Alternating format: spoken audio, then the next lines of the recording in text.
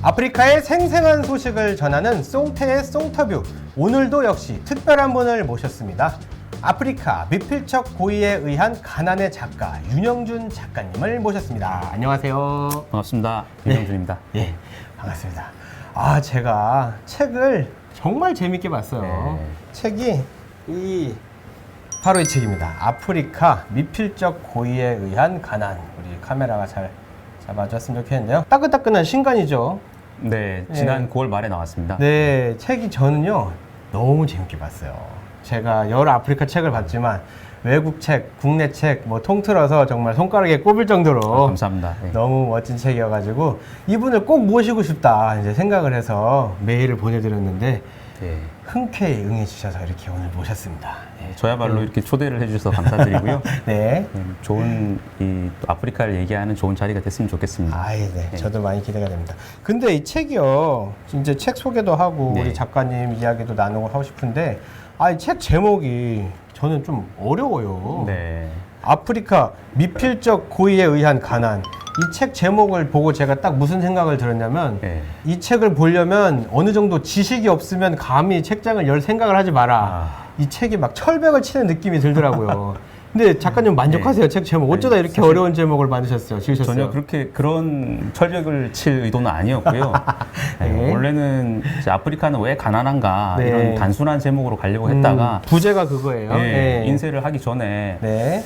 너무 좀 밋밋하다라는 의견이 있어서 이렇게 제목을 이 책의 전반적인 내용을 담을 수 있는 네. 그런 제목으로 바꿔봤는데 이렇게 또 인쇄를 하고 나니까 어렵다는 그런 의견이 또 네. 있더라고요. 그 제목만큼 그렇게 내용은 어렵지 않으니까. 네, 맞습니다. 제목이 페이크예요, 여러분. 제목이 속임수고요. 실제로 읽어보시면은 전혀 어려운 책이 아니고 오히려 우리가 그동안에 궁금했었던 다양하고 좋은 얘기들이 쏙쏙 들어있고 예전에 있었던 그 아프리카 책의 뻔한 얘기가 아니라 네. 우리 작가님만의 특별한 인사이트로 가득가득 채워져 있는 아주 좋은 책입니다. 제가 추천한 책이니까 아프리카 관심 있으시면 저는 보셨으면 좋겠어요. 네. 이거는 뭐 뒷광고 아니고요. 제가 너무너무 좋아서 하는 얘기입니다, 여러분. 고맙습니다. 감사합니다. 경력이 독특하세요. 아프리카 개발은행 AFDB 국제기구 중 하나인데 네. 그곳에서 일하셨다고 하셨는데 예. 어떻게 그곳으로 가게 되셨는지. 원래 저는 이제 기획재정부라는 정부 부처의 공무원이고요. 네. 이런 아프리카 개발은행이나 또 네. IMF, 월드뱅크 같은 그런 국제기구에 네. 공무원을 파견시키는 그런 프로그램이 있습니다. 예.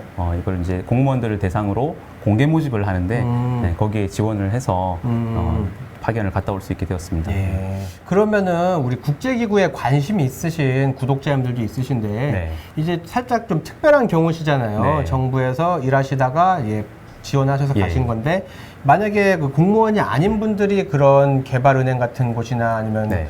그런 국제기구 일하시려면은 뭐 다른 방법이 또 있는 건가요? 네, 이렇게 보통 뭐 다른 국제기구도 마찬가지인데 네. 아프리카 개발은행도 매 2년마다 한 번씩 한 30명 정도의 정규직 공채를 합니다. 근데 이게 그 아프리카가 너무 멀고 네. 또 그렇다 보니까 좀 생소하다 보니까 네. 우리나라의 인재들이 또 청년들이 네. 좀 잘 지원을 안 하는 그런 측면이 있습니다. 그래서 이렇게 워싱턴 DC나 또 영국이나 네. 이런 뭐 그 아시아 쪽의 기구들을 많이 지원을 하고 있는데 네.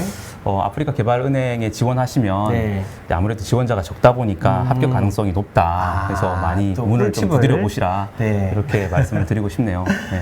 이렇게 아프리카 개발은행도 국제기구 중에 아주 좋은 곳인데 의외로 지원자가 그렇게 많지는 않다. 네, 지금 한국인 직원이 네. 딱 3명뿐이에요. 근데 이제 아시아 개발은행이나 네. IMF, 월드뱅크 이런 다른 기구들에는 뭐 수십 명씩 되거든요. 우리 한국인 직원들이요? 근데 지금 우리 TO는 있는 거죠? TO가 있지는 않습니다. 근데 그 국적이 네. 적으면 네. 그 국적을 많이 뽑는 그런 정책이 있습니다. 그래서 아프리카 개발은행 줄여서 AFDB라고 하는데 네.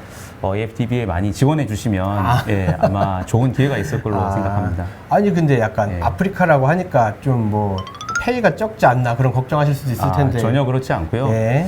편견일 뿐이다. 국제기구는 대우가 굉장히 좋은 직장입니다. 네.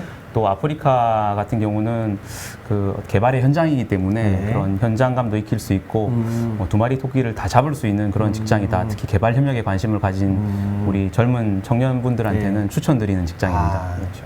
개발 협력에 관심 있고 내가 한번 이쪽으로 업무에 한번 뛰어들어 보고 싶다 네. 하시는 분들은 뭐 IMF나 뭐 월드뱅크 같은 것도 좋지만 아프리카 개발은행도 만만치 않게 좋은 직장이다. 근데 경쟁률이 좀 낮은 편이다. 네. 한번 이렇게 도전해 보시라는 우리 선배님의 말씀이었습니다.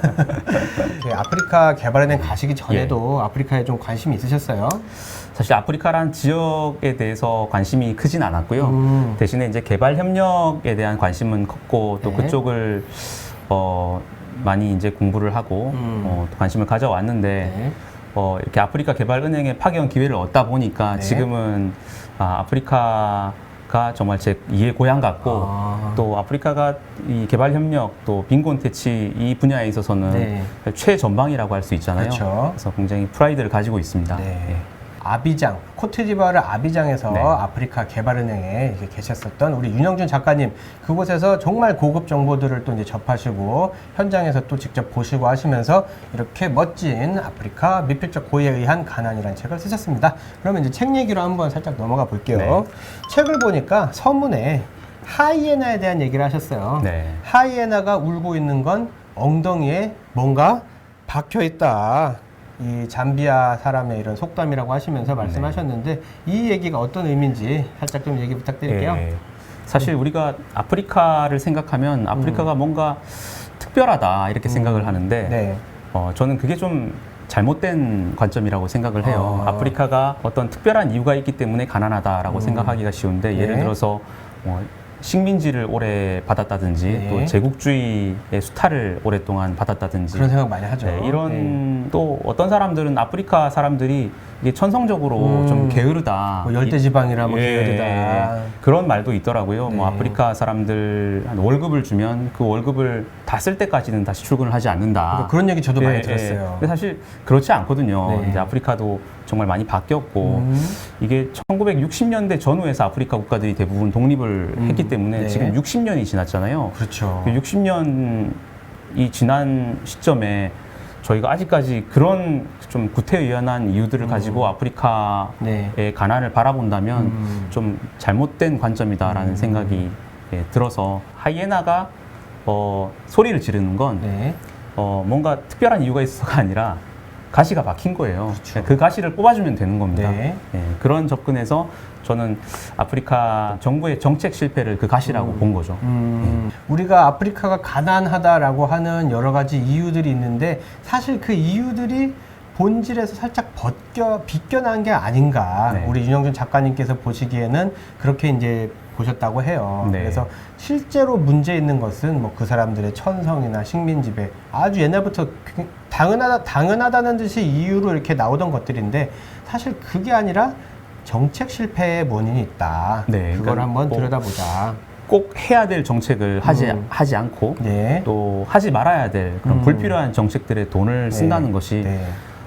지금 아프리카가 가난한 가장 큰 이유라고 생각을 해요. 이 책 안에 담겨져 있는 내용이 궁금하겠죠. 과연 어떤 것들이 그런 것이 있는가? 우리가 예전에 생각했던 거랑 상당히 다른 부분도 많이 있습니다. 책 앞부분에 보면요. 블랙팬서 얘기를 하셨어요. 네. 블랙팬서 영화 저도 굉장히 재밌게 봤는데 그 블랙팬서를 현지 아프리카 분들도 되게 막 감동을 하면서 네. 보시는 그런 이야기를 이제 책에 네. 담으셨는데 근데 그거에 대해서 조금 불편한 얘기를 책 속에 담으셨더라고요.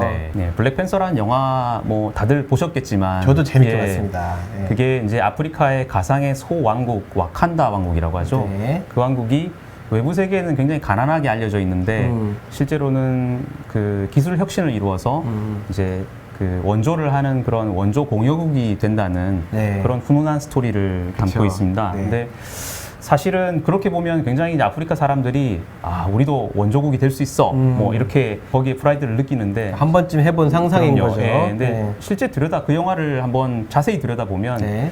와칸다가 그렇게 발전할 수 있었던 것은 우주에서 그 바브레늄이라는 신비한 그 물질이 와칸다 지역에 떨어졌어요. 우연한 거죠. 예. 네. 그래서 그 물질의 힘을 빌어서 이제 그런 기술 혁신을 이룬 거거든요. 그렇습니다. 근데 저는 그 대목에서 좀 실망을 했어요. 왜냐하면 자원이 없이 그런 아무것도 없는 무에서 네. 그런 국민과 정부가 단합을 해서 혁신을 이루어내고 기술 그렇죠. 발전을 이루어내고 이렇게 한 스토리였다면 더 감동적이지 않았을까. 그러게요. 왜 꼭 아프리카는 우주에서 뭐가 떨어져야지만 발전을 할 수 있는 건가? 결론은 안 된다는 네. 거예요.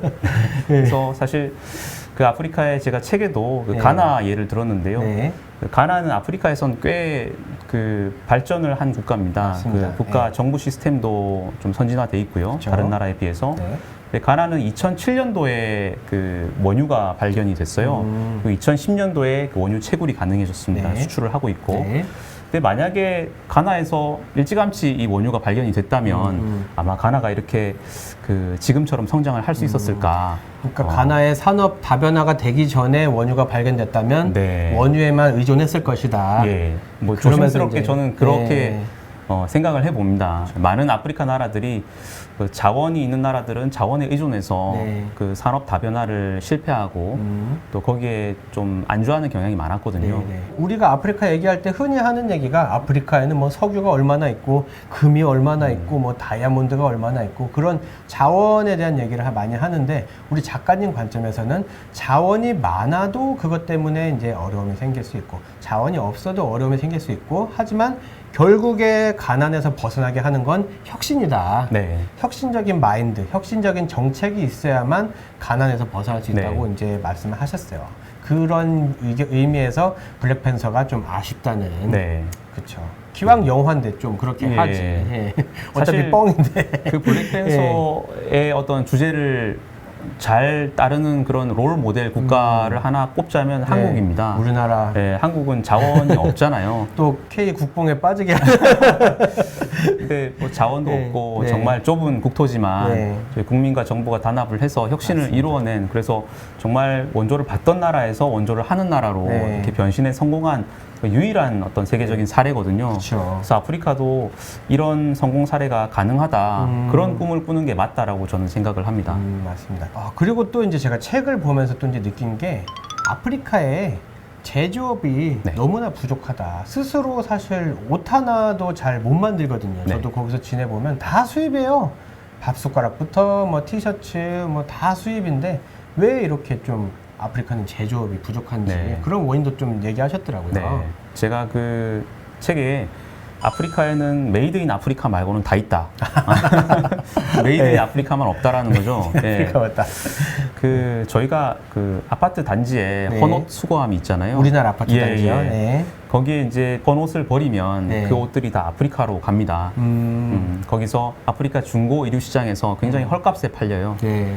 네, 제가 아프리카 있을 때 이제 기사를 고용해서 썼는데 가족들 네. 때문에 네. 그 기사가 저보다 좋은 옷을 입고 다녔어요. 아, 네, 그래서- 운전기사분이. 예, 운전기사 그 월급이라고 해봐야 네. 굉장히 박봉인데 네, 어떻게 네. 이런 옷을 입고 다니냐라고 물었더니 그 중고 시장에서 네. 그 값싸게 살 수 있다고 그렇죠. 하더라고요. 네. 그러니까 사실 그게 문제예요. 그러니까 음. 이렇게 외국에서 뭐 기부하거나 또 헐값에 수출한 옷을 받아서 네. 그렇게 싸게 입을 수 있으니까 국민들은 당장은 만족하죠. 그렇죠. 하지만 정부 입장에서는 그거를 그대로 보고 있으면 안 됩니다. 맞습니다. 그러니까 이렇게 계속 수입을 하면은 결국에는 생산을 할 수 없는 국가가 되거든요. 맞아요.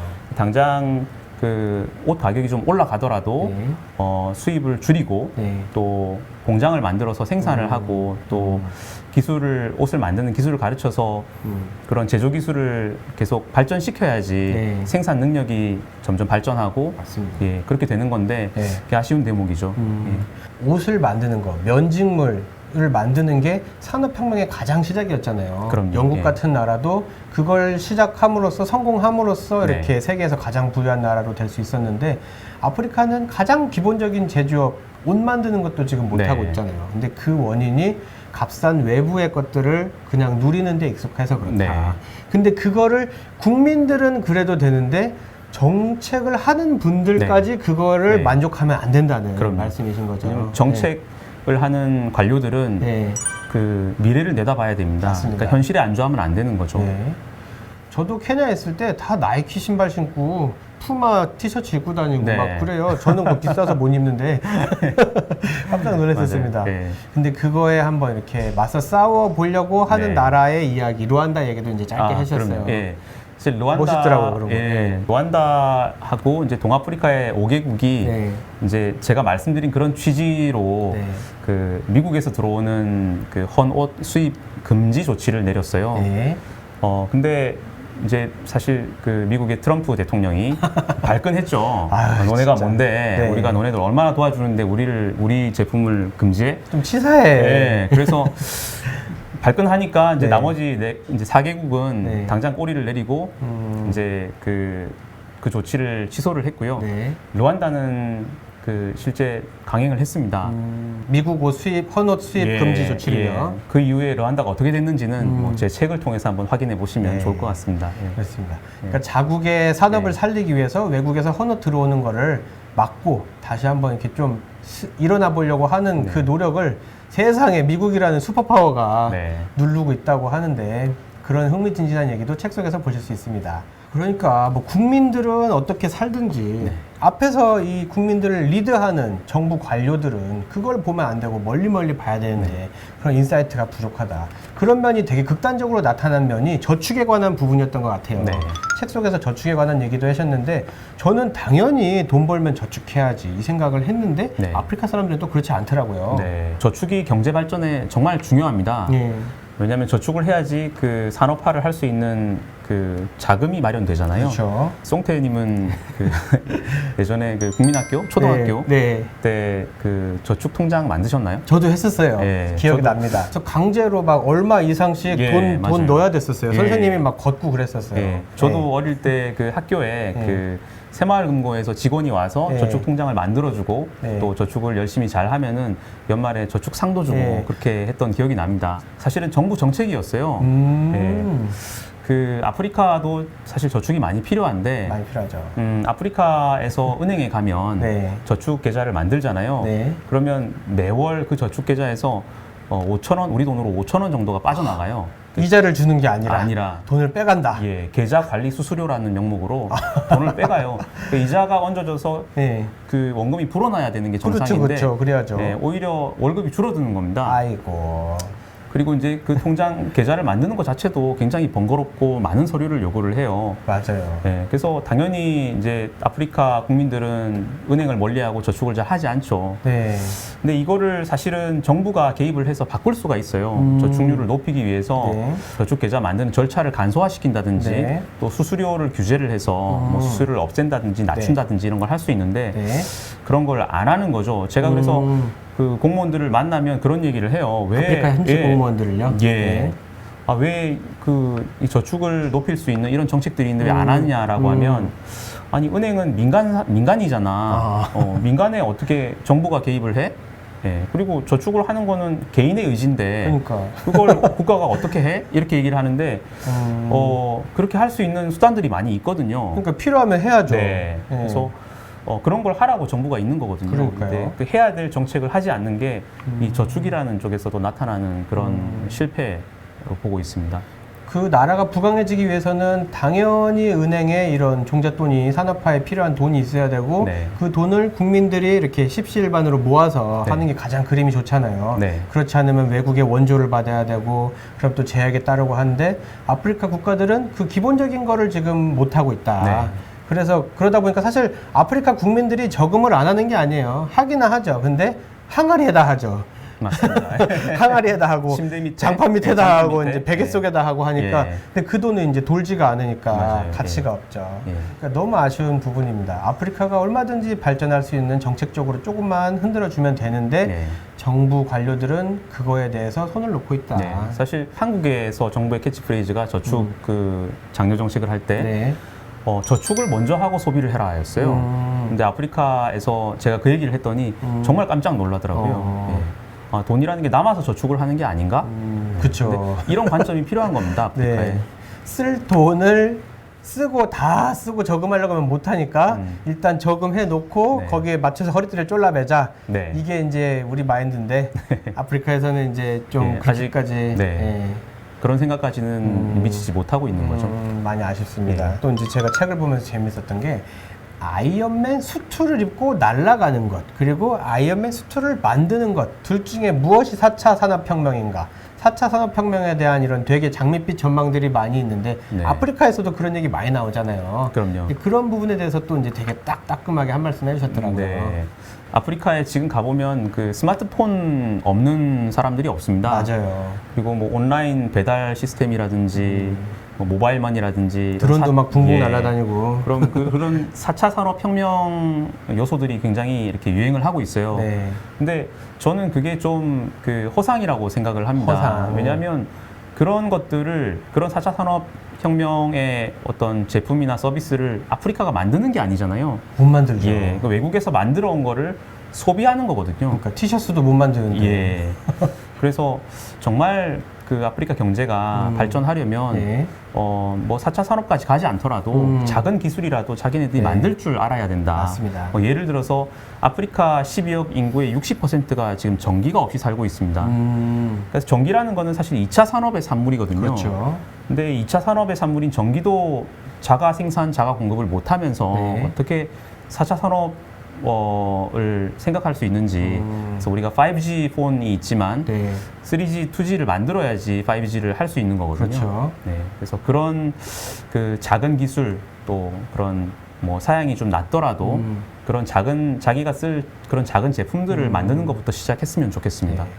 이렇게 막 무슨 대단하게 스마트폰, 막 드론 이런 것도 물론 뭐 괜찮지만 일단 지금 내가 쓰고 먹고 하는 낮은 수준의 기술부터 익혀야 된다. 근데 그것 또한 정책 문제인 것 같아요, 결국에. 네. 그런 것들을 키워주지 못하고 이렇게 네. 육성하지 않는 정부의 문제가 네. 크다. 아프리카 사람들이 저희가 생각할 때는 뭐 기술도 되게 없고 뭐 그렇게 생각할 수 있는데 그렇지 않습니다. 네. 아프리카의 자동차 그 메케닉들 보면 정말 잘 고쳐요. 어떻게 정비소. 네, 장비도 없고 부품도 없는데 기가 막히게 고쳐요. 근데 맞아요. 이거를 정부가 잘 좀 그 교육도 시키고 또 기업하고 연계도 시키고 하면 정말 경제 발전할 수 있는 그런 산업 여군들로 네. 키워질 수 있는데 네. 그런 부분들을 정부가 안 하고 있는 거죠. 아프리카 미필적 고의에 의한 가난. 이 책을 읽다 보면 군데군데에서 우리 작가님의 창작 욕심이 느껴질 때가 있어요. 이 딱딱한 금융 관련된 일을 하시지만 군데군데 또 이렇게 감수성 풍부한 이런 소설 같은 느낌으로 글을 싹싹 네. 넣으셨더라고요. 근데 그 중에 좀 제가 재밌게 봤던 게 플라또 구두 소년. 네. 예, 실화를 바탕으로 한 얘기인데 네. 이게 사실 아프리카의 가장 일반적인 사람들의 모습인 것 같아요. 그분들이 사실 하는 거는 하루하루를 열심히 사는 건데 그분들이 열심히 살면 부자가 될 수 있게 만들어준 게 정부 역할이잖아요. 네. 근데 공무원들은 별로 그런 생각을 안 하는 것 같아요. 아프리카 공무원들이. 네. 그게 참 아쉬운 부분인데요. 네. 그런 제가 썼던 플라또 구두 소년이 네. 정말 그 교육도 잘 받고 또 어떤 기술도 잘 배워서 좋은 직장에 취직해서 네. 어떤 중산층이 되는 그런 아름다운 엔딩 정말 저는 간절하게 기대하고 있습니다. 그렇죠. 근데 그렇게 되려면 네. 그 정부의 공무원들 또 관료들 정치인들이 그런 아프리카의 일반적인 서민들, 평범한 국민들과 동질 의식을 가져야 돼요. 맞습니다. 예, 근데 사실은 그렇지가 못합니다. 아프리카에서 공무원은 굉장히 특권층입니다. 대단한 엘리트죠. 예, 제가 아프리카 가서 처음 놀랐던 게 그 차 번호판 있잖아요. 예. 그 번호판 중에 일반인들이 타고 다니는 번호판은 파란색이에요. 코트디부아르에 계시죠? 네, 맞습니다. 네. 예. 외교관들이 그 타고 다니는 차, 외교관 차량은 네. 이제 오렌지색 번호판을 달고 다니는데요. 네. 이 오렌지색 번호판은 그 면책 특권이 있기 때문에 경찰들이 절대 건드리질 못합니다. 그거 참 좋네요. 예, 사실 이 외교관 번호판보다 더 이렇게 그 파워가 센 번호판이 있습니다. 컬러는 노란색 번호판인데요. 노란색. 공무원 번호판입니다. 공무원 예. 번호판. 예, 공무원 번호판을 노란색 번호판을 주는데 이거는 뭐 어디를 가든지 프리패스고 또 교통이 막힐 때는 경찰들이 이렇게 사이드카를 붙여서 에스코트까지 해주는 그런 막강한 번호판입니다. 우리나라에서 그랬다가는 바로 그냥 청와대 상상도 청원 들어가죠. 제가 이게 코트디부아르의 장관 얘기를 하는 게 아니에요. 네. 사실 일반 그냥 공무원들이 그런 특권을 누리고 있습니다. 아이고. 사실 뭐 그 고위공무원들, 우리나라 고위공무원들도 그런 차를 탈 수 있어도 안 타죠. 눈치가 국민들 있잖아요. 눈치를 보잖아요. 예. 그러니까 국민들을 눈치를 봐야 되거든요. 네, 공무원은. 맞습니다. 그 어떤 특권을 누리고 있는 공무원들이 얼마나 일반적인 그 평범한 그런 플라또 구두 소년의 입장에서 정책을 만들 수 있을까? 이해할 수가 저는 없죠. 그렇게 공무원과 네. 또 일반 그런 서민들이 그런 동질 의식을 가지고 함께 단합하고 그렇게 해야지 좋은 정책이 나올 수 있다라고 생각을 합니다. 아프리카가 여전히 가난에 빠져 있는 이유가 아까 말씀드린 것처럼 뭐 자원에 대한 의존, 뭐 또 혁신이 부족, 또 제조업 부재, 뭐 저축, 다양한 문제들이 있고 그것들이 결국엔 정책으로 연결이 되는데 그 정책을 만드는 공무원들이 일반 서민들하고 전혀 다르게 동질감을 느낄 수 없는 그런 위치에 있다. 네. 그렇기 때문에 진짜 서민들을 위한 정책을 만들기가 어렵다. 네. 그렇게 또 이제 말씀을 해주셨습니다. 예, 진짜 참 안타까운 부분입니다. 나라가 발전하기 위해서 그 이끄는 사람들의 그 마인드가 바뀌어야 된다는 그 말씀. 근데 제가 이런 얘기를 듣다 보니까 책을 읽으면서 들어진 생각이 아니 이 책이 지금 한국에서 우리가 보면서 어이구 그런다더라 이래야 되는 게 아니라 이걸 좀 번역을 해가지고 아프리카에 있는 이런 관리들이 봤으면 좋겠다는 생각이 들었어요. 네. 혹시 외국 출판사랑 이런 뭐 번역이나 그런 쪽으로 진행하고 있으신 거 있으세요? 사실 그 말씀하신 대로 이 책에 담긴 내용들은 네. 그 독자층이 타겟 독자층이 아프리카의 공무원들, 또 정치인들이 맞습니다. 네. 네, 그리고 제가 아프리카 개발은행에 있으면서도 네. 그쪽 공무원들이나 또 아프리카 개발은행 직원들한테 제가 끊임없이 했던 메시지이기도 하고요. 네. 근데 잘 듣던가요? 글쎄요.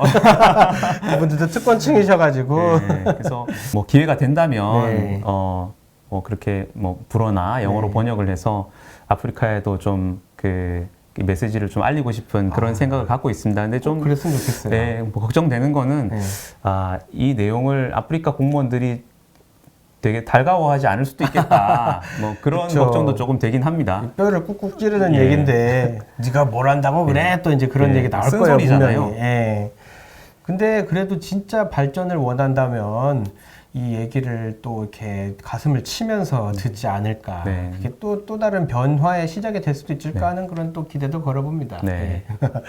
이렇게 한국의 아프리카 이야기를 소개하는 게 작가님 개인에게는 또 어떤 특별한 의미가 있으세요? 사실 그동안 아프리카 하면 아프리카의 역사, 네. 문화, 어떤 생활, 네. 또 여행 뭐 이런 쪽으로만 한국에 많이 알려졌던 것 같아요. 주로 뭐 캐주얼한 얘기도 많이 네. 나오고 그렇죠 하죠. 아프리카의 경제나 또 정책 이런 관점을 좀 알리고 싶었어요.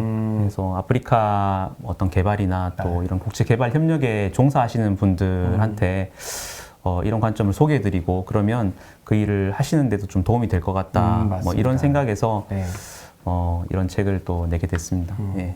사실 저도 이렇게 아프리카 관련된 책을 썼지만 이런 그 고급 정보, 경제나 이런 거에 대한 고급 정보 얻기가 쉽지가 않거든요. 근데 우리 윤영준 작가님께서는 아프리카 개발은행이라는 곳에서 다양한 자료들과 또 본인의 이런 리서치 하는 걸 엮으셔서 그 어려운 내용을 아주 쉽게 풀어 쓰셨어요. 절대 이 책이 어렵거나 막 읽다가 막 두통이 생기는 책이 아닙니다. 이 책은 제목만 어려워요. 제목만 어려워요. 제목의 그 철벽만 넘어서면 그 다음부터는 아까 말씀드렸잖아요. 이렇게 소설도 쓰셨다니까요. 이 안에다가 아주 쉽게 쓰시려고 노력하신 흔적이 있으니까 여러분 즐겁게 겁먹지 말고 한번 시도해 보셨으면 좋겠습니다. 너무너무 좋은 책이에요. 아프리카 미필적 고의에 의한 가난, 이 책의 저자이신 윤영준 작가님 모시고 또 즐거운 이야기 나눠봤는데요. 아프리카에 대한 여러 책들이 있습니다. 근데 그 중에서 정말 이렇게 보석 같은 책이라고 생각이 들고요. 이 책을 통해서 여러분들께서 아프리카의 경제와 또 현지 상황, 2020년에 나온 따끈따끈한 책이니까 아주 최신 데이터로 만나실 수 있습니다. 우리 윤영준 작가님 오늘 모실 수 있어서 정말 감사드리고요. 또 앞으로도 네. 이런 또 좋은 이야기로 함께 나눴으면 좋겠습니다. 여러분도 관심 가지고 우리 윤영준 작가님을 지켜봐 주세요. 예, 함께 해주셔서 감사합니다. 예, 고맙습니다. 감사합니다.